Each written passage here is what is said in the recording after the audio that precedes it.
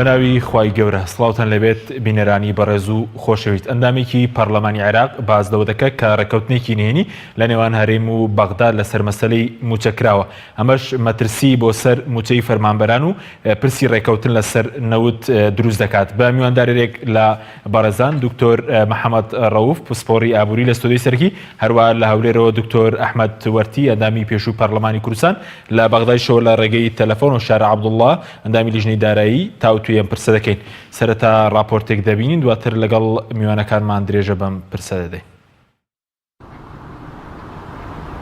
پارلەمانتارێکی کورد باسی ڕێککەوتنێکی نهێنی دەکاتەوە، پۆشداریش دەدات لەبارەی پشکی هەرێم و موچەی فەرمانبەرانی هەرێم لە بەغدا. ئەحمەدی حاجی ڕەشید ئەندامی لیژنەی دارایی پەرلەمانی عێراق با پەیامی ڕاگەیاند چەند ئەندامێکی لیژنەی دارایی لەلایەنە عێراقیەکان دڵنیاییان داوە ڕێککەوتنێکی نهێنی لە نێوان عادل عەبدولمەهدی و هەرێم کراوە، هەرێم نەوتەکەی ڕادەستی بەغدا نەکات و بەنیازی شە بەغدا زیاتر لە 454 ملیار بۆ موچەی فەرمانبەران و 67 ملیار دیناریش بۆ پێشمەرگە وەربگرێت. ئەحمەدی حاجی ڕەشید ئەوەش دەخاتە ڕوو ئەو ئەندامانە باس لەوە دەکەن ئەگەر هەرێم نەوت ڕادەست نەکات ڕێگە نادرێت عادل عەبدولمەهدی هیچ پارێک بنێرێت. ئەمەش بۆ هەرێمی کوردستان لە حاڵەتی دابەزینی نرخی نەوت زۆر قورس دەبێت. دەبێت هەرێم خوێندنەوەیەکی وردی بۆ بکات. لالایەکی ترەوە ڤیان سەبری سەرۆکی فراکسیۆنی پارتی لە پەرلەمانی عێراق بۆ پێیام ڕایگەیاند دەمانەوێت کێشەی موچەی فەرمانبەران و پێشمەرگە و شەیدان و زیندانیانی سیاسی لە بەغدا چارەسەر بکەین. لەبارەی ڕێکەوتنی هەرێم و بەغدا لەسەر پرسی بودجە سەرۆکی فراکسیۆنی پارتی ئاماژەی بۆ کرد گفتوگۆکان لەبارەی موچە و دۆسەی نەوت لە نێوان هەرێم و بەغدا بەردەوامن. لیژنەی داراییش لە پەرلەمانی ئێمە لە پەرلەماندانی ئاوکات شێروان میرزا ئەندامی لیژنەی دارایی لە فراکسیۆنی یەکێتی بۆ پێیام ڕایگەیاند پشکی هەرێم لە پرۆژە یاسای بودجە وەکو خۆی ماوەتەوە و پەرلەمانتارانیش ناتوانن زیادی بکەن چونکە دەسەڵاتی پەرلەمان تەنها گواستنەوە و کەمکردنەوەی خەرجیەکانە. ئەندامەکەی فراکسیۆنی یەکێتی ئەوەش دەخاتە ڕوو هەر ڕێکەوتنێک لە نێوان هەرێم و بەغدا کرابێت دەبێت شەفاف بێت و لا چوارچێوەی یاسادا بێت بۆ ئەوەی کە بتوانن داکۆکی بکەن. با پێچەوانەوە ڕێکەوتن لە دەرەوەی یاسا زەمانەتی نییە. پاسەندکردنی پرۆژە یاسای بودجەی عێراق باهۆی ناکۆکی نێوان لایەنە سیاسیەکان تاوەکو ئێستا نەتوانراوە پەسەند بکرێت. ئاماژەکانیش بۆەوە دەچن کۆتایی ئەم مانگە پەرلەمانی عێراق بودجەکە پەسەند بکات.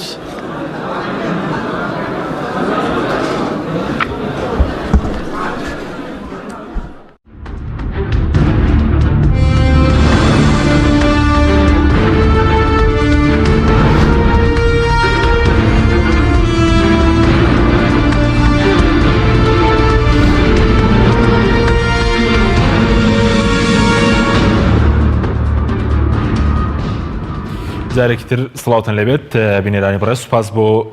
میوانەکانمان. ئەگەر سەرەتا بچینە بەغداد لای کاک هۆشار عەبدوڵڵا ئەندامی لیژنەی دارایی پەرلەمانی عێراق کە بەڕێزیان لە بەغدادەوە لەگەڵمانە. کاک هۆشار زۆر سوپاس بۆ بەشداری بەڕێزتان لە بەرنامەکەماندا. دەمەوێت ئێوە وەکو ئەندامانی لیژنەی دارایی لەگەڵ لیژنەی دارایی پەرلەمانی عێراق بەردەوام لەسەر مەسەلەی بودجە و باز لە ڕێکەوتنێکی نهێنی دەکەن لە نێوان هەرێم و بەغداد. ناوەڕۆکی ئەم ڕێکەوتنە نهێنی چی ئەگەر بۆ ئێمە و بۆ بینەرانی ڕۆم بکەیتەوە؟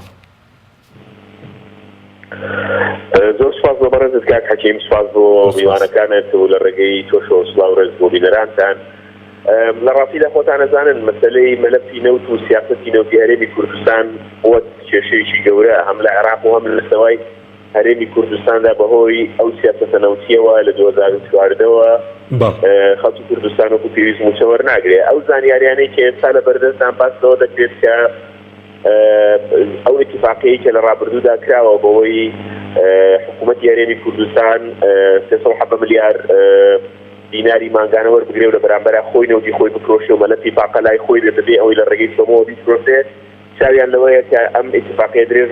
بکرێتەوە بۆی کە لە 2009 بە هەمان شێوە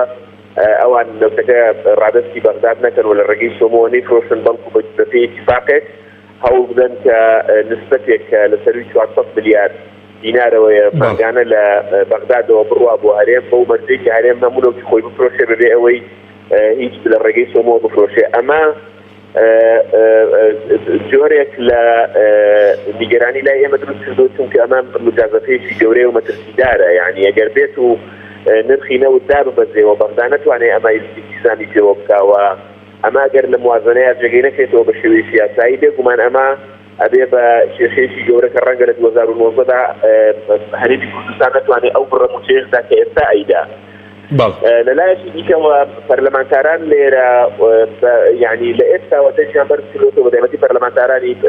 با بڵێن عەرەبی و عێراقیەکان بەوەی کە ناچێت بە هیچ شێوەیەک هەرێمی کوردستان خۆی نەوتی خۆی بفرۆشێ بەرمیلێک نەوت لە ڕێگەی سۆمەوە نەفرۆشێەوە لە عێراقیەوە ماگانە لە سەر 400 میلیارد دینار بنێردرێ بۆ هەرێم ئەوەی کە ئێمە وەکو دامانی لیژنەی مالیە جەختی لەسەر دەکەینەوە ئەوەیە کە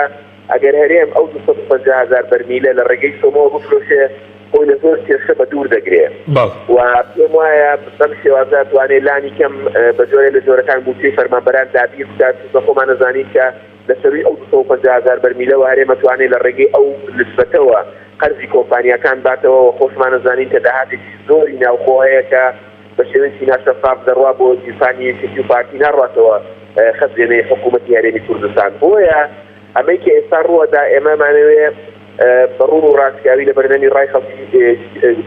خەڵکی کوردستانە بڵێن کە ئەمە ئێزگار مەترسیدارە و ئەگەر ئەمە ڕووبا جارێکی تر ئەبێت بزانرێت چێ بەرپرسیارە و ئەم سیاسەتی نەوتیە و ئەم مەلەفی نەوتە لە هەرێمی کوردستان لە ڕاستیدا بووە بە بەڵاو بۆ بەکارەساتێکی گەورە بۆ خەڵکی کوردستان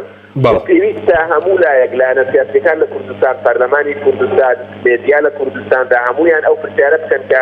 بۆچی تا ئێستا حکوومەتی هەرێمی کوردستانیان بە دیاریکراوی پارتی دیموکراتی کوردستان بە هەرجێک ئەوە ڕاناگەیەنێ ئایا ئەوان ئیلتیزامەکەن بە 250,000 بەرمیلە یاخودنا ئەگەر ئیلتیزامەکەن باڕای بگەێنن بەڵێ ئیلتیزامەکەن ئەگەر ئیلتیزام ناکەن بە خەڵکی کوردستان بڵێن کە بۆچی ئیلتیزام ناکەن چونکە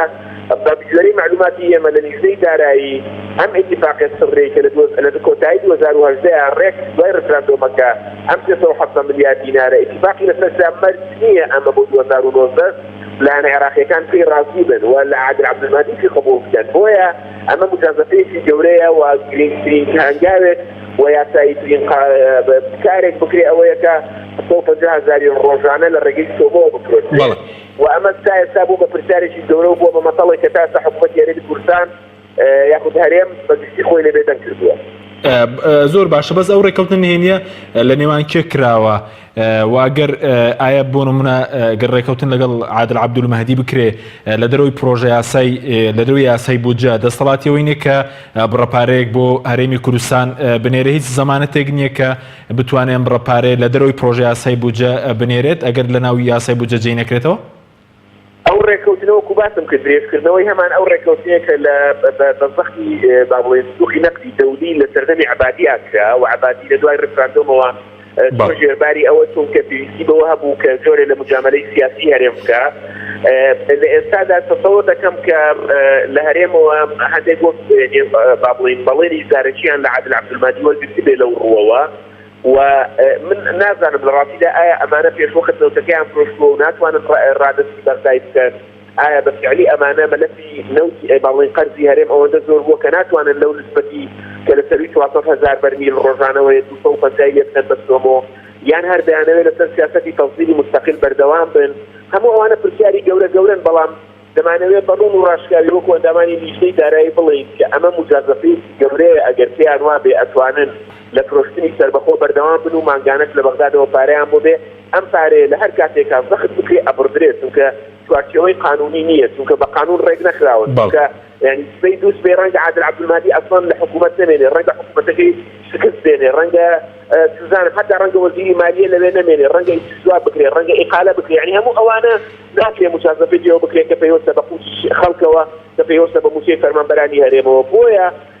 پێشکە لەوەش جیاواز لەوەش لە ڕووی شەفافیەتیشەوە چیتر ناکرێ خەڵکی کوردستان حیزبە سیاسیەکان پەرلەمانی کوردستان مێدیا لە مەلەفی نەوتی هەرێم بێدەنگ بێ کە مەلەفێکی ناشەفافە و بەهۆی نەوتەوەیە کە معادلاتی سیاسی لە کوردستانی عێراق بە تەواوەتی گۆڕاوە. بەڵێ زۆر باشە بەس بە کورتی سەبارەت بۆی کە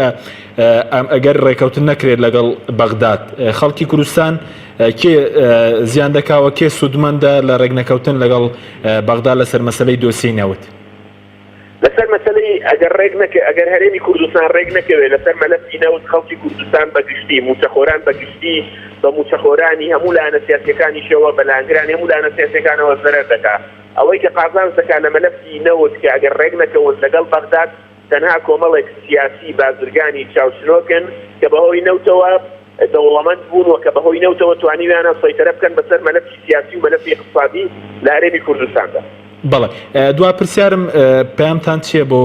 مەسەرەن حیزبەکانی دەرەوە یەکێتی و پارتی بۆ خەڵک لەسەر مەسەلەی ئەوەی ئەکایە نەوت بەم شێوەیە بمێنێتەوە چەندە مەترسیە بۆ سەر خەڵکی کوردستان ئەگەر تەسلیم نەکرێت و بۆ دۆخی ئابووری هەرێمی کوردستانیش؟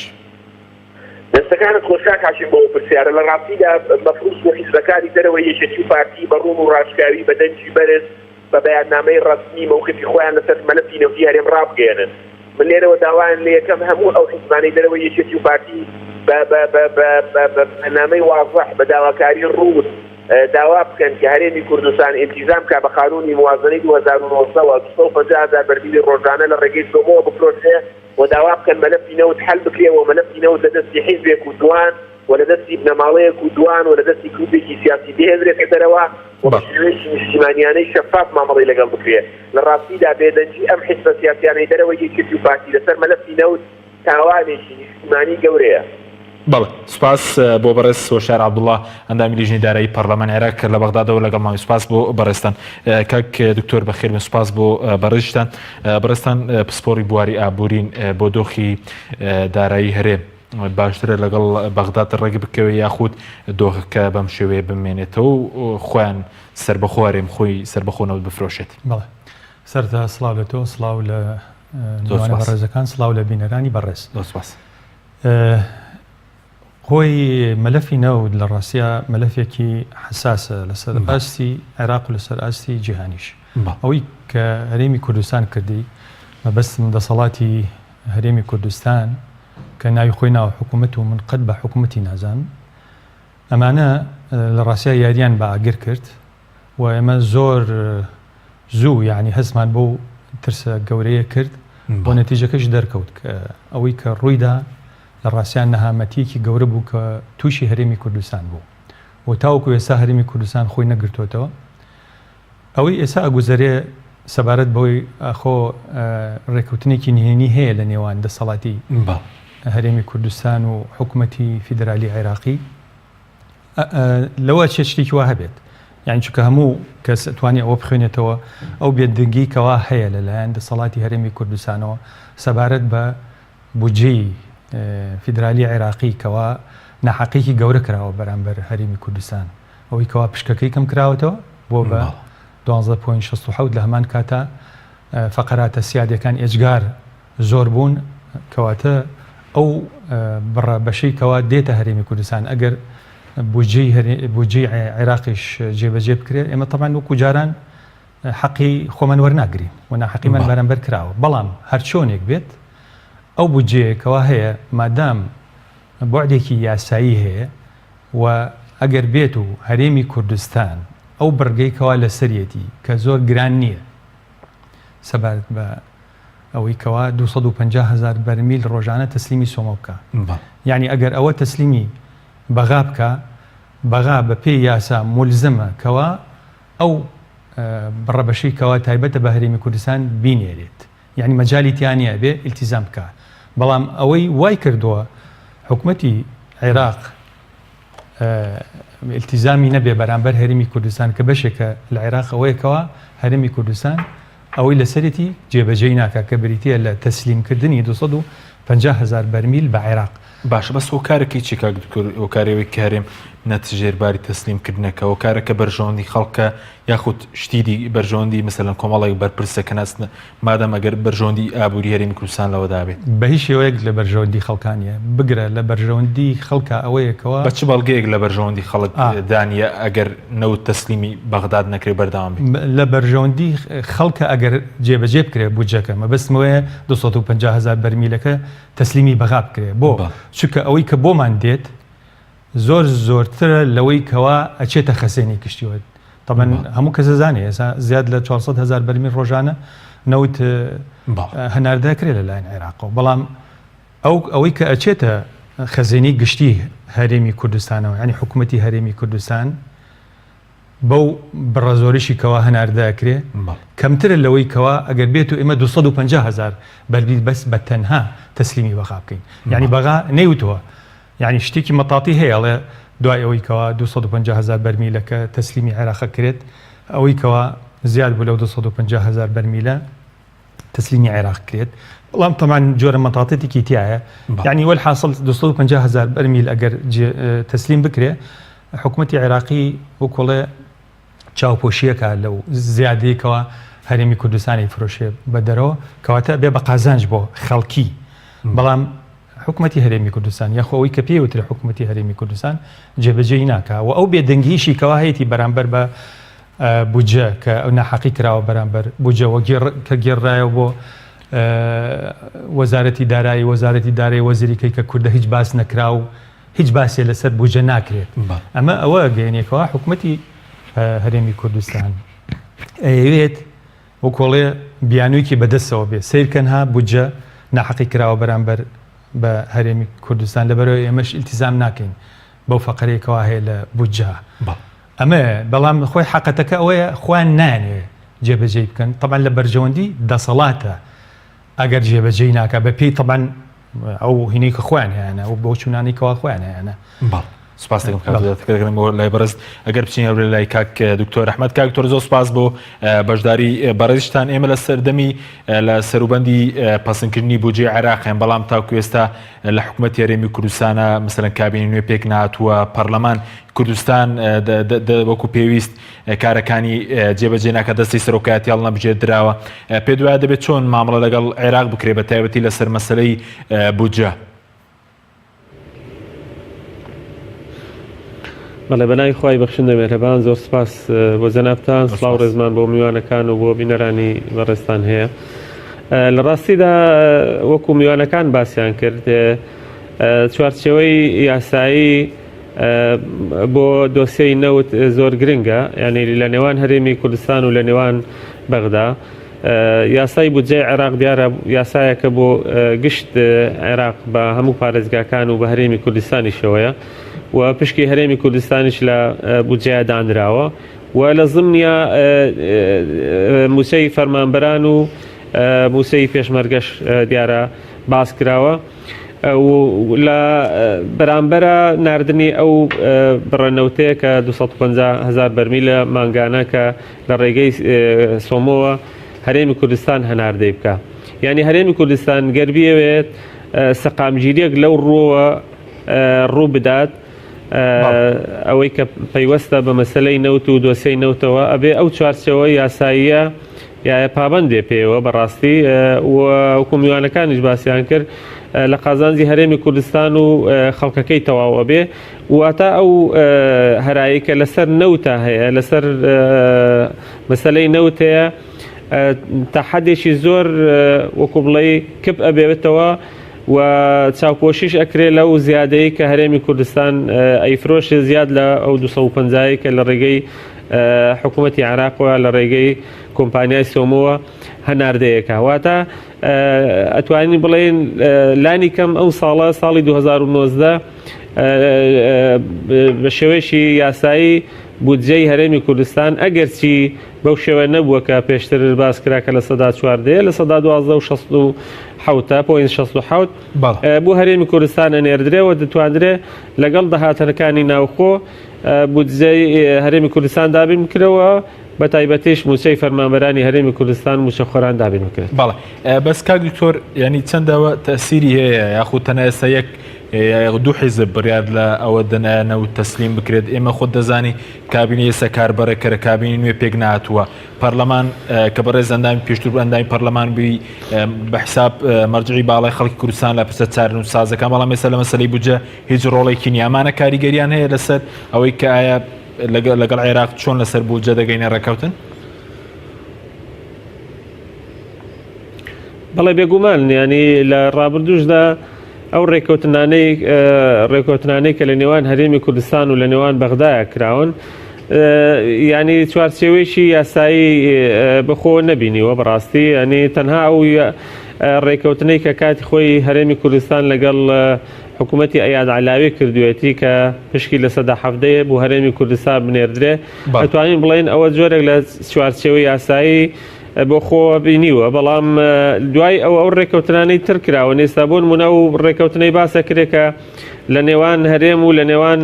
عادل عەبدولمەهدیە و بە سیفەتی سەرۆک وەزیران ئەنجام درابێت هەرچەند تا ئێستا حکوومەتی هەرێم هیچ لێدوانێکی نەداوە بە پەسەندکردن یان ڕەفزکردنی ئەوە کە بڵاو کراوەتەوە ئەگەر ڕووی دابێت لە دەرەوەی یاسای بودجیا بێگومان ئەوە شتێکە دوایی بە زەرەر بۆ هەرێمی کوردستان تەواو بێت خۆتان نەزانن کە هەم دۆخی هەرێمی کوردستان ناقسە قامگیرە حکوومەتمان تا ئێستا حکوومەتی کاربەڕێکەرە حکوومەتی هەمیشەی پێک نەهاتووە کە بەپێی استحقاقی هەڵبژارنی ئەم ساڵی ڕابردوو پێگەهێندرێ و هەمیش عادل عەبدولمەهدی وەکو سەرۆک وەزیران خاوەنی سکوتلێشی پەرلەمانی نییە کە سبێنێ داکۆچی لێ بکات لەو ڕێکەوتنانەی کە لە دەرەوە یاسای بودجەیەکە وەکو سەرۆک حکوومەتەکانی پێشوو کە ئەیان توانی داکۆچی لەو بڕیارانە بکەن یان لەو ڕێکەوتنانە بکەن کە خۆیان لەگەڵ لایەنەکانی تریان لەگەڵ هەرێمی کوردستانە واژۆیانە کرد بۆیە ڕەنگە گیر و گرفت بۆ هەرێمی کوردستان دروست بێت بۆ خۆ دەرباسکردن لەم گرفتانێکە بۆ هەرێمی کوردستان دروستە بێ پێویستە بەڕاستی هەم پەرلەمانی کوردستان لەسەر خەت بێت کە بەداخەوە ئەویش تا ئێستا دەستەی سەرۆکایەتەکەی پێک نەهاتووە و هەم فراکسیۆنەکانی پەرلەمان کە نوێنەرانی کوردن لە ئەنجومەنی نوێنەران و دەستەی دانوستکاری هەرێمی کوردستان ئەوانەی کە ئەچن دانوستاندن ئەکەن ئەمانە هەموویان هەماهەنگیان هەبێ و ئەندامانی کوردی لیژنەی دارایی کە بەڕاستی بێسەروبەریەک ئەبیندرێ و فەوزایەک ئەبیندرێ لەو بارەوە. بەڵێ فەوزاکە لە چیدا ئێستا مەسەلەن هەموو حیزبەکان کۆگنین کە چۆن مامەڵ لەگەڵ بەغدا بکەن یاخود ئێستا کێ بڕیارەدا لەگەڵ بەغداد ئایا لەسەر مەسەلەی بودجە ڕێ بکەوین یا ڕێک نەکەین لەسەر مەسەلەی نەوت ڕێ بکەوین یاخود ڕێک نەکەوین ئەو کێ بڕیاردەدات لە هەرێمی کوردستان؟ وڵی کەس نازانێت ئێستا چی بڕیارەدا بەڕاستی ینی حتا ئەوەی کە تا ئێستا لە ڕابردوودا ئەم دوو حیزبە پارتی وێشێتی بڕیاریان لەدا بەڵام ئێستا وا دیارەکە ئەم دوانەش ڕێکنین نازانین کە مەرجەعی بڕیار ناوەندی بڕیار لە هەرێمی کوردستان چیە بەڕاستی نە پەرلەمانی کوردستانە و نە ئەو دوو حیزبەش کە هەریەکە بەجیا و بینیمان چ فەوزایەک دروست بووە ئێستا ئەندامانی پەرلەمانی عێراق نوێنەرانی کورد بە تایبەتی لە لیژنەی دارایی ئەو لێدوانانەی کە ئەدەن دەربارەی پشکی هەرێمی کوردستان دەربارەی ئەو ڕێکەوتنەی کە گوایە لە نێوان هەرێمی کوردستان و لە نێوان عادل عەبدولمەهدیە کرابێت ئاگاداری نین کەوابوو جۆرێک لە فەوزا هەیە و لە پێکێنانی حکوومەتی عێراقیشا بینیمان و لە گەڕانەوەی پرۆژە یاسای بودجە بۆ حکوومەت و بۆ وەزارەتی دارایی دوایی تر هاتەوە بۆ پەرلەمان کە پەرلەمان ناتوانێت دەستکاری بکە ئەمە هەمووی فەوزایەکە بیندرێ بەڕاستی لە ئەمەش هۆکارەکەی ئەوەیە کە ئێمە دەستەیەکمان نییە کە لە هەرێمی کوردستانەوە دانوستاندن بکات لەگەڵ لایەنی عێراقیە لەگەڵ حکوومەتی ئیتیحادیە بەڵکو تاهنا حیزبەکان سەرپەرشتی ئەو دانوستاندنانەکەن کە تا ئێستا لە ڕابردوودا کراوە تا ئێستاش بەداخەوە هەوڵێکی زۆر دراکە لە خولی سێهەمی پەرلەمانی کوردستانە پرۆژە یاسایی پێکێنانی دەستەی دانوستاندنکاری نێوان هەرێمی کوردستان لەگەڵ بەغدا و لایەنەکانی تر پەسەند بکرێ بەڵام پەسەند نەکرا بۆیە ئەم فەوزایی لێکەوتۆتەوە کە ئێستا ئیبینین. بەڵێ سوپاس دەکەم کاک دکتۆر ئەحمەد واتەگرم بۆ لای بەرز کاک دکتۆر محەممەد بگەرم بۆ لای بەرز سەبارەت بەو ڕێکەوتنە نهێنی کە باس لەوە دەکرێت کە لەگەڵ سەرۆکوەزیرانی تازە کراوە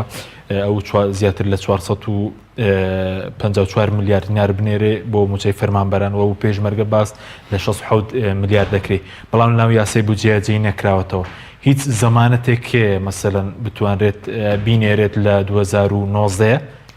بەڵێ خۆی ئەمەی کە هەیە و باسە کرێت کە ناوینراوە ڕێکەوتنی نهێنی من نایبینم بە ڕێکەوتنی نهێنی چکە ڕێکەوتنی نهێنی ڕێکەوتنێکە یعنی بە نهێنی ئەکرێت و یعنی جۆرە وەسیقەیەکی متەبادل هەیە لە بینی ئەو دوو جێهەتیکەوە ڕێکەون بەش ڕێکەوتنێکی چیە ئەمە ڕێکەوتن نییە لە ڕاستیە وعدێکە وەری گرتووە یا وعدێکی شەفەویشە طبعا چی وەری گرتووە بڵین وەڵات لە ڕاستیت وەکوتم ئێمە کە حکوومەتمان نییە تەوجیهی ئەو دەسەڵات کراوە لە هەرێمی ئێستا کام حیزب بڕیاردەدا مەسەلەن لەگەڵ بەغدا ڕێ بکەوین کامێ حیزبی دەسەڵاتدار لە هەرێمی کوردستانە پارتی دیموکراتی کوردستانە یعنی ئەو ئەگەر بڕیاریدا لەگەڵ بەغدا ڕێ بکەوە ڕێ بکەوە گەرە و بڕیانە ناتوان خۆیەتی چکە مەلەفی نەود لای ئەوانە توانن 250,000 بەرمیلەکە تەسلیم کە یەکێتی هیچ ڕۆڵی نییە لە مەسەلەی ڕۆڵێکی زۆر پاسیڤی هەیە ینی لاوەکی کاریگەری گەورەی نیە بەڵێن بڕێر لای ئەوان نییە باش بەس ئەم ڕێکەوتنە نهێنی کە بەڕێز بەڕێکەوتنێکی نهێنی ناوی بەسەنێک پەرلەمانتار باسەکە نهێنیە هیچ پەیوەندێکی بە سەردانی سەرۆکی پارتی دموکراتی کوردستانەوەیە کە لە کۆتایی مانگی بڵێن 11 ساڵی ڕابرد 2010 سەردانی بەغدای کرد خۆی ئەو سەردانە هەموو شتێک نیە طبعاً ڕێکەوتن و علاقات و ئەم شتانە چەندەها کەناڵ هەیە کەناڵی مباشر و غیر مباشر و لەوانە عەرەبی ژەڵە تەتویج کرا بە و سەردانێکەوە سەرۆکی پارتی دموکراتی کوردستان کردی بۆوە بەغا ئەوان شەردەوری خۆی هەبوو پەیوەندێکە باشە ئێستا لە بینی دەسەڵات لە هەرێمی کوردستان و حکوومەتی فیدرالی عێراقی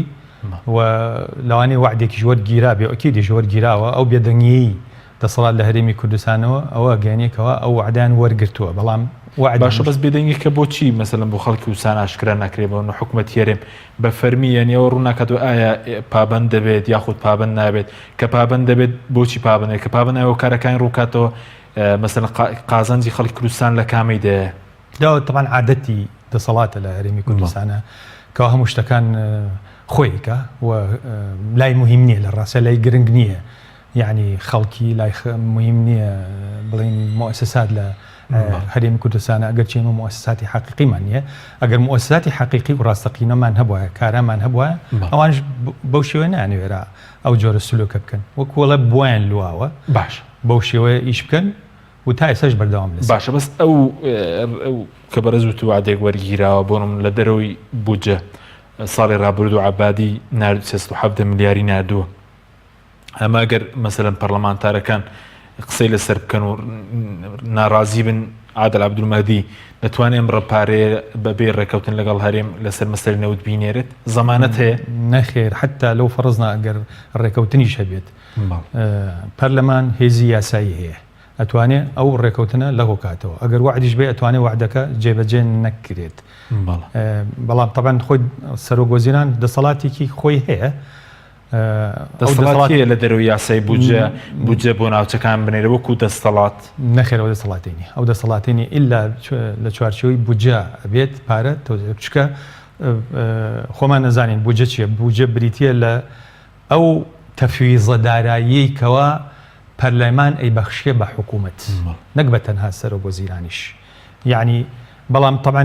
ئەو 370 ملیار دیناری کە وەختی خۆی نێراوە جۆرێک لە بڵێن ڕەزامەندی ناڕەسمی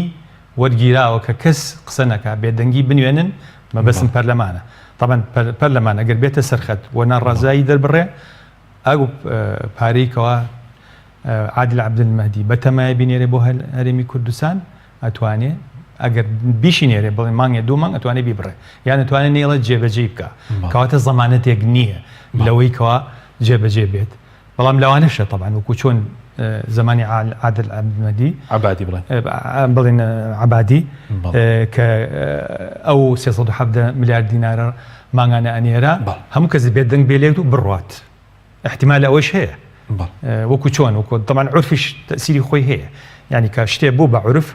یعنی بەردەوامی لەسەر ئەبێت احتیمالە ئەمەش ببێت بەڵام ئەمە شتێکە زەمانەتی نییە احتیمالە کۆتای بێت بەڵە سوپاس دەکەم بەڵە بینەرانی بەڕێز ناوبڕێکی کورت و دوای ناوبڕەکە دەگەڕێنەوە وڵاتان لەگەڵ مام بمێنەوە تۆپ ئارت تاکە بریکاری تۆڕی میدیایی کۆمەڵ بۆ دروستکردن و بڵاوکردنەوەی ڕیکلام تۆپ ئارت دنیا دیکۆر بۆ کەوانتەر و تەختەی ئەرزی لە دنیا دیکۆر ئامادەین بۆ دروستکردنی کەوانتەر و دانانی تەختەی ئەرزی بە باشترین کوالیتی و نرخی گونجاو دروستکردنی کەوانتەر بە خواستی خۆتان بە کەرەستەی MDF و HDF و HPL و R-Click و داری سروشتی و باڵۆن پرێس هەروەها دروستکردنی کەوانتەری تاقیگە و WC و کابینات با کەرەستەی کۆمپاکت لامینات کە دژە بەکتریا و دژە ئاو و دژە ئەسیدە بۆ دڵنیابوون لە کوالیتی و نرخی گونجاو تەنها دنیا دیکۆر هەڵبژێرە دنیا دیکۆر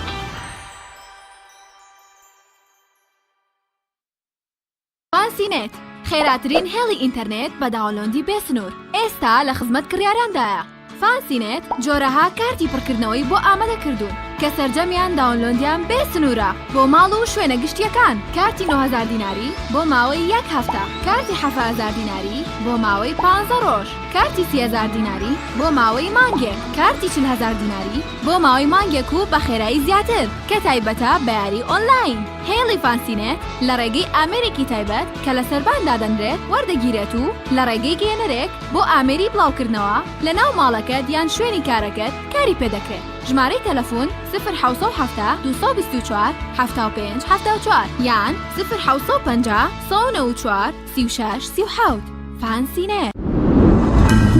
تۆپ ئارت تاکە بریکاری تۆڕی میدیایی کۆمەڵ بۆ دروستکردن و بڵاوکردنەوەی ڕیکلام. تۆپ ئارت.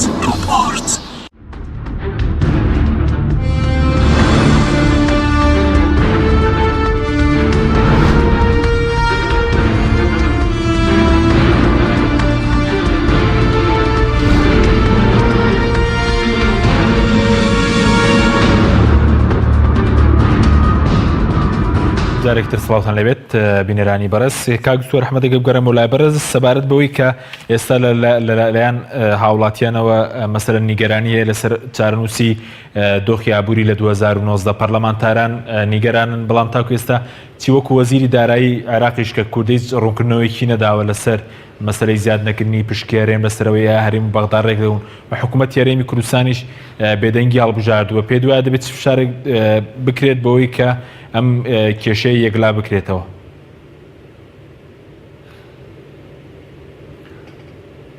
خۆی ئەوەی کە تا ئێستا بەڕاستی کراوە لەبەر ئەوەی کە شەفافیەتی تێدا نەبووە، ینی نازانرێت کە چۆن تا ئێستا ئەم ڕێکەوتنانە چۆن هاتوون و چۆن ڕۆیشتون. ئەوەی کە تا ئێستا کاری لەسەر کراوە بە شێوەیەکی ئاشکرا لە پرۆژە یاسای بودجە بووە. دیارە ئەم پرۆژەیە لە سەردەمی حکوومەتەکەی عەبادی ئامادەکرابوو، بەڵام دواتر کە هاتە پەرلەمان بڕیاریاندا کە بژێڕنەوە بۆ وەزارەتی دارایی، بەڵام ئەوان دیارە وەزارەتی دارایی تەنها خۆی ناتوانێت دەستکاری بکەن، تەنها وەزیری دارایی ئەو توانایی نییە دەستکاری ئەم پرۆژەیە بکە و دوازاریش کە ئەو لیژنە هاوبەشەی کە لە نێوانی حکوومەتی و لە نێوان لیژنەی دارایی پەرلەمانی عێراق ئەنجومەن نوێنەران پێکاتبوو، ئەوان هەندێک داڕشنەوەیان بۆ کرد، بەڵام دوجار کە پرۆژەکە نێردراوەتەوە بۆ پەرلەمان پشکی هەرێم لە سەدا 12.67 دیاری کراوە. بۆچی حکوومەتی هەرێم بێدەنگە لەو مەسەلەیە؟ بەڕاستی ئەگەر تەنها ئەوە بێ کە ئەو ڕێکەوتنە کراوە یان زەمانەتێکە بێ کە لایەنی ئەمریکی و ئەوانە لەگەڵ وەلایەنی ئێرانی بە حکوومەتەکەی عادل عەبدولمەهدیان وتبێ کە ئەبێ ئەو بڕە بۆ هەرێمی کوردستان بنێردرێ. ئەمە یەکێک لە ئەگەرەکانە و ئەگەرێکی تر ئەوەیە کە حکوومەتی هەرێم لەبەر ئەوەی کە حکوومەتێککار بەڕێکەرە و حکوومەتێکەکە تازە پێک نەهاتووە، خۆی سەرقاڵی چێشە ناو خۆیەکانی خۆیەتی ڕێگە نەپڕژابێتە سەر ئەوەی کە بە شێوەیەکی مەدروست کە لە دیراسەتی نەکردووە، ینی دراست نەکراوە لەگەڵ ئەندامانی ئەنجومەنی نوێنەران، ئەندامانی کوردی ئەنجومەنی نوێنەران، لیژنەی دارایی، فراکسیۆنە کوردیەکان و لەگەڵ حیزبەکانی ترا و یەکێتی و پارتی لە نێوان خۆیان ڕێکنینە. ئەگەرەشی تر ئەوەیە کە هەوکارەکەی ئەمە بێکەوە ئەوان بەو شێوەیە بە فرامۆشیان سپاردووە و گرنجێکی ئەوتۆیان پێنەداوە، یان هۆکارێکی تر احتیمالی هەیە کە ئەوان بە نهێنی ئەو گفتوگویانە ئەنجام بدەن لەگەڵ عادل عەبدولمەهدیە بۆی کە بگەنە ڕێکەوتنێکی کۆتایی، بەڵام کە نەگەنە ڕێکەوتنی کۆتایی ئەنێ بەو شێوەیە بڕوا بەبێدەنجی، بەڵکو ئەوان بەپێی ئەو عورفەی کە لەسەری ڕاهاتوون حکوومەتی عێراقی بەشێک لەوەی کە ڕێکەوتنی لەسەر کراوە لانی کەم ئەو 370 ملیارەکە کە ئەڵێن زیاتر ئەکرێ بێتە 454 ملیار دینار بۆ هەرێمی کوردستان بنێرێ. ئەوەی تریش هەرێمی کوردستان لەو زیادەی کە بۆ خۆی لە ئەیفرۆشە نەوت ئەوەی کە مایەوە بخۆی دابینی بکە. بۆیە بەڕاستی تا ئێستا بە شێوەیەکی گشتیە توانین بڵێن کە دۆسیەی نەوت دۆسیەکی ناڕوونە و ناشەفافە و نەک تەنها خەڵکی کوردستان بەڵکو حزب لایەنە سیاسیەکانیش و فراکسیۆنەکانی کوردی لە پەرلەمانی عێراق ئاگداری وردەکاریەکانی نینە بۆیە بەڕاستی تا ئێستا ئەم دۆسیە بە شێوەیەکی ناڕوونی ماوەتەوە. بەڵێ بەڵام کاکتۆر پێ دوایکەی ئەو بێدەنگێت دەشکێنرێت لە کاتێکە ئێمە لە بەردەم قۆناغی کۆتایی بجێداین تەنات خوێندنەوەی دووەمی بۆ کراوە ئێستا لیژنی دارایی پەرلەمانی عێراق لە کۆبنەوەکانی بەردەوامەوە هەموو ئەگەرەکان بەو شێوەیە کە تا کۆتایی ئەم مانگە بودجێ عێراق پەسەند بکرێت. من پێم وایە تازام پرۆژە ناگەڕێنرێتەوە جارێشکە بۆ حکوومەت و پەرلەمانی عێراق پەسەندیەکە بەو شێوەی کە ئێستا هاتووە ئەوان بەسەراحەت باس لەوەکەن کە ئەو ڕێژەیە کە بۆ هەرێمی کوردستان دیاری کراوە لە 12.67 بە پێی ڕێژەی دانیشتوانی هەرێمی کوردستان بە پێی ئامارەکانی وەزارەتی پلاندانان دیاری کراوە چۆن بۆ پارێزگای بەسترە و بۆ پارێزگاکانی تر بە پێی ڕێژەی دانیشتوان بە پێی ئەو ئامارانێک کە ئێستا هەیە دیارە سەرژمێری نەکراوە بەڵام بە پێی ئامارەکانی وەزارەتی پلاندانانی عێراق بە پێی پسوولەی خۆراک ئەوان پێیان وایە پشکی هەرێمی کوردستان کە دانراوە بە شێوەیەکی یاسایی دانراوە لە ڕوانگەی ئەو ڕێژەیە کەوا لە وەزارەتی پلاندانانی عێراق هەیە کە ژمارەی دانیشتوانی هەرێمی کوردستان ئەم بڕێیان بە ئەم پشکە بەریانەکەوێ بۆی ئەوان ئەڵێن ئێمە بەو شێوەیە دیاریمان کردووە زوڵممان لە هەرێمی کوردستان نەکردووە بەڵکو عەدالەت ئەوەیە کە وەکو پارێزگاکانی تر بێ هەرچەند هەرێمی کوردستان داکۆچی لەسەر ئەوە کاکە ئەو ڕێکەوتنەی کە کراوە لە سەردەمی حکوومەتەکەی ئەیاد عەلاوی کە ئەبێ لە سەدا حەفدەکە تا ئەو کاتەی سەرژمێری گشتی لە عێراق ئاکرێت دیارە سەرژمێری گشتی ژۆکەوەی حکوومەتی عێراق ڕایگەیاندووە ساڵی 2020 ئەنجام نادرێت تا کۆتایی ساڵی 2020 بۆیە بەڕاستی پێم وایە ئەم پرۆژە یاسایە بەو شێوەیە کە هاتووە بۆ پەرلەمانی عێراق پەسەند دەکرێت و هەرێمی کوردستانیش چاری ناساریە ئەبێت تەسلیم بێیان ئەبێت بە پێی ئەو عورفەی پێشتر لەسەری ڕێکەوتون لەگەڵ حکوومەتی ئیتحادیە بەو شێوەیە بڕۆن بەنێ بەشێکی تەسلیمی سۆمە بکە و بەشەکەی تریشی بخۆی بفرۆشێت. بەڵێ سوپاس دەکەم دکتۆر محەممەد سەبارەت بەوەی کە حکوومەتی هەرێم ئەگەر پابند نەبێت ینی ناتوانێت پابند بێ هەر خۆی نایەوێت پابند بێت باز لە مەسەلەی قەرز دەکرێت پێ دوایە قەرزەکانی جڕون و شەفافن کە نەتوانێت پێوە پابند بێت خۆی ناتوانێت و نایشێوێت بەڵێ ینی تەبەن بۆچی خۆی تووشی ئەم حاڵەتە کرد چکە نەیویست لەگەڵ بەغا لە چوارچێوەیەکی یاساییە مامەڵەدارایەکانی خۆی ئەنجام بدات بە پێی ئەو یاسایی بودجەی کەوا ساڵانە لە عێراقا جێبەجێکرێت بەهۆی چیەوە بەهۆی مەلەفی نەوتەوە دوایەکە هەرێمی کوردستان دەستی بر بۆ مەلەفی نەوت کۆمپانیای نەوتی هێنا گرێبەستی نەوتی کرد و نەوتی دەرهێنا تا ئەو ڕادەیەش یعنی عێراق چاوپۆشی ئەکرد لە هەرێمی کوردستان و بڕە بەشی هەرێمی کوردستانی نەئەبڕی بەڵام دوایەکەوە هەناردەی نەوت دەستی پێکرد بە شێوەیەکی سەربەخۆ کە ئەمەش لادانێکی یاسایی دەستوریە لەبەرەوە بەغدا بەڕەبەشی هەرێمی کوردستانی بڕی و لەو کاتەوە ئەمە تووشی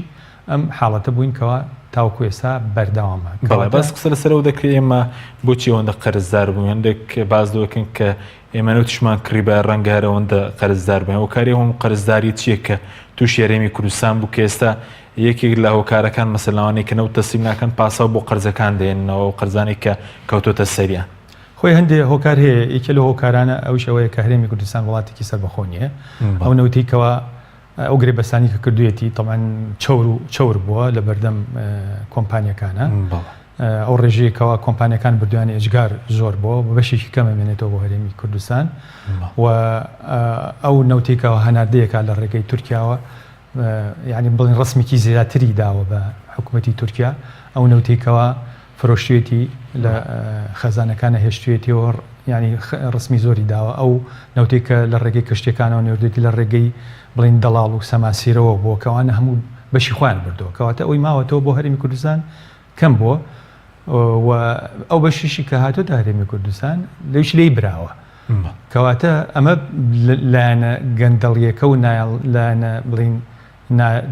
تەندروست و ڕاستیەکەی کەوە بەسەر هەرێمی کوردستانە هاتووە لەلایەن دەسەڵاتەوە تەمان تووشی ئەم حاڵەتی کردووە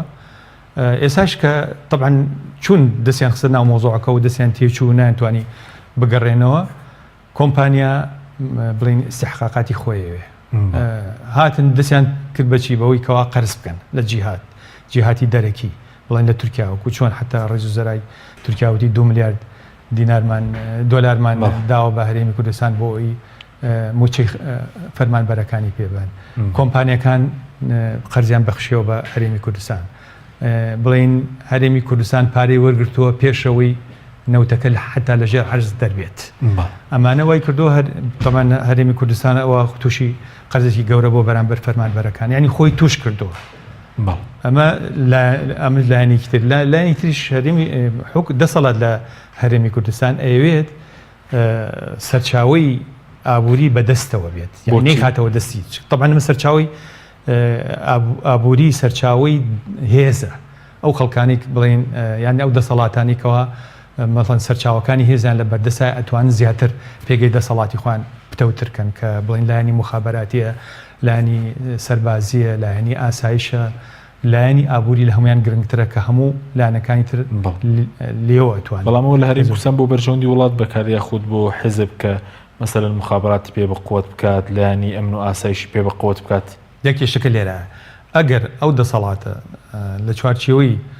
وڵاتێکی موئەسساتی بێت ئەکرێت ئەو ئابووریە کە هەیەی ئەگەر لە ڕێگەی بڵین داهاتی نەوتیشەوە بێ بەکار بێ بۆ دەوڵەت یعنی بۆ وڵات بۆ بەهێزکردنی وڵات ئیتر بە هەموو لایەنێکیەوە بە لایەنی ئابووری بۆ گەشە سندنی بۆ خۆشگوزەرانی خەڵکی بەڵام ئەگەر وڵاتەکە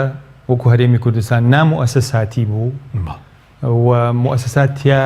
بڵین ڕاسخ نەبوو جێگیر نەبوو دەسەڵات ئەو پارێ ئەو ئەو سەرچاوە هێزە کە لە ئابووریەوە سەرچاوەگرێ بۆ پتەوکردنی پێگەی دەسەڵاتی بخۆی بەکارهێنێت نەک بۆ خۆشگوزەرانی خەڵکو نەک بۆ پێشخستن و گەشە پێدانی وڵات یعنی بۆ بەرژەوەندی دەسەڵاتی بەکارێن نەک بۆ بەرژەوەندی وڵات زۆر باشە بەس ئێستا ئێمە بۆ 2019 ئابووری هەرێمی کوردستان دۆخی دارایی لە بەردەم چەند بژاردەدایە بژاردەکان ئایا دڵخۆشکردن دۆخی ئابووری ئەگەر لەگەڵ عێراق ڕێ بکەین چۆنە ئەگەر ڕێک نەکەوین چۆنە یاخود ئەگەر لە دەرەوەی مەسەلەن تەسلیمکردنەوە عێراق بڕێک پارە بنێرێت چۆنە وڵامە طبعا تەجربەی ئەومان کرد کەوا ئەو سیاسەتی کەوا هەرێمی کوردستان پەیڕەوی کردووە کە نەوت خۆی بیفرۆشێت و بڵین پارەکەی بێنێتەوە و دواتر وڵات بەڕێوە لەم ڕێگەوە فەشلی هێنا و ئێستا تەمەەن بژاردە هەیە لە بەردەم هەرێمی کوردستانە و باشیشە تەمان بەڵام وەکوتم لەبەری ئەوان خوان خستە ناو زۆرکاوێکەوە ناتوان لێی دەربێن لەمان کاتیشا ئارزویشیان دەربێنتیا گەناوە بەغا زۆر بە ئاسانی یاسایە دەرچووە و ئیستحقاقاتی خۆمان وەرەگرنی من بەشێکین لە عێراق بەڵام لەبەر ئەو هۆکارانی کە باسم کرد کە ئیلتیزاماتیان بەرامبەر کۆمپانیەکان ئیلتیزاماتیان بەرامبەر ئەو خەڵکانی کەوا قەرزیان وەرگرتووە تەبەن هەمووشی بە شێوەیەکی نهێنی و دوور لە یاساکراوە کەس ئاگای لێنە بووە و بەردەوامیش هەر ئەمێنەوە بەس دۆخی دارایی دڵخۆشکەرە ینی بۆ 2019 یاخود دۆخێکی ئابووری باش چاوەڕێ هەرێم ناکات لە باشترین حاڵەتە وەکو ساڵی 2010 ئەو باشترین حاڵەتەکەیەتی احتیمالی خراپیشە هەیە بەڵا ئەگەر لەگەڵ بەغداد ڕێک نەکەم باشترە طبعا ئەگەر لەبەر بەغا ڕێکەوین باشترە ئەگەر ڕێ نەکەوین وتم یان وەکو ئێستا بێنینەوە بۆ ساڵی 2010 ئەگەر بەغا طبعا و کۆڵێ مەرحەمەت بکە بڕێ پارەمان بۆ بنێرێت باشە بەس ئەگەر نێنێرێ بەس کورتی سەبارەت بە نمونە ئێمە کەسی جوتیارانەمان هەبوو لە بەغداد یەکلاکراوە لە دادگا پەرلەمانتارانی کورد ئەگەر حکوومەت هێرێن پابەند نەبێت توان لە دەرگای فێدرالی سکاڵا تۆمارکردن کێشەی نەوت و بودجەیەک لا بکرێتەوە بەڵێ زۆر بەباشی زۆر بەباشی ئەگەر بێت و جێهەتێک تەبەنیە مەوزوع بکە و بڕاشکات لە حکوومەتی عێراق و حکوومەتی فێدرالی بکات بۆ جێبەجێکردنی کێ مقەسیرە و بگەڕێنەوە بۆ جێبەجێکردنی یاسای بودجە ئەو کاتە جهەتی مقەسر ئیلزامەکرێ بەوەی کەوا ملتەزیم بێ بە جێبەجێکردنی ئەو بەندەی کەوا هەیە لە یاسای بودجاکە بریتە لە تەسلیمکردنی 250,000 بەرمیل نەو لەلایەن هەرێمی کوردستان و بە حکوومەتی فێدرالی بەڵێ ینی ئەو ڕێگەیە هەیە بۆ پەرلەمانتار بەس بۆچی دەستی بۆ نەبراوە وەڵی نازانم دەستی بۆ برا ماوەیەک لەلایەن هەندێک پەرلەمانتاری گۆڕانەوە بەڵام نازان بتر درێژەی نەخایە. سپاس دەکەم کاک دکتۆر ئەگە بگەڕێم وڵای بەرز کاتشمان کەم ماوە سەبارەت بۆی کە بۆچی تاکو ئێستا تەنە لە 2014 تاکو ئێستا بەردەوام هاوڵاتیان ببنە قوربانی ململانەکانی نێوان هەرێم و بەغداد ینی هاوڵاتی بۆ تەنە هاوڵاتی باجی ئەم ململانەیە بدات. وڵای ئەوە پرسیاری هەمومانە بۆچی ئەبێ بازی بدا یعنی مەفروض وایە کە بازی ئەو ململانەیە نەدا بەڵکو ئەو سەرۆت و سامانەی کە لە عێراقەیە و لە هەرێمی کوردستانیشەیە کە سپاس بۆخوا وڵاتێکی خوا پێداوێن سامانی سەرزەوی ژێرزەوی زۆرمان هەیە لە خزمەتی خەڵکی عێراق و هەرێمی کوردستانە خەرج بکرێت بۆ لە خزمەتی خۆشگوزەرانی و ڕەفاهیەتە بەڵام بەداخەوە